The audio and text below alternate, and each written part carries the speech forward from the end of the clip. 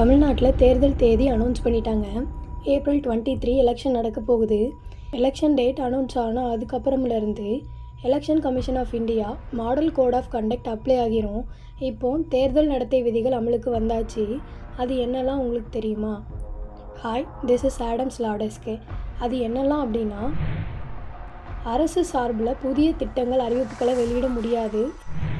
அரசு துறைகள், பொதுத்துறைகள் நிறுவனங்களில் புதிய பணி நியமனம் செய்யக்கூடாது. தலைவர்களின் படங்கள், சிலைகள் திரை போட்டு மூடப்பட வேணும். இரவு 10 மணிக்கு மேலே எந்த அரசியல் கட்சியும் பொதுக்கூட்டங்கள் நடத்தக்கூடாது. வாக்குப்பதிவுக்கு 48 மணி நேரத்துக்கு முன்னாடி தேர்தல் பிரச்சாரம் பண்ணக்கூடாது. ஓட்டுக்காக ஜாதி மத உணர்வுகளை தூண்டுற மாதிரி அரசியல் கட்சிகள் பிரச்சாரம் பண்ணக்கூடாது. ஃப்ரீ அண்ட் ஃபேர் எலெக்ஷனுக்காக இந்த ரூல்ஸ் ரொம்ப முக்கியம்.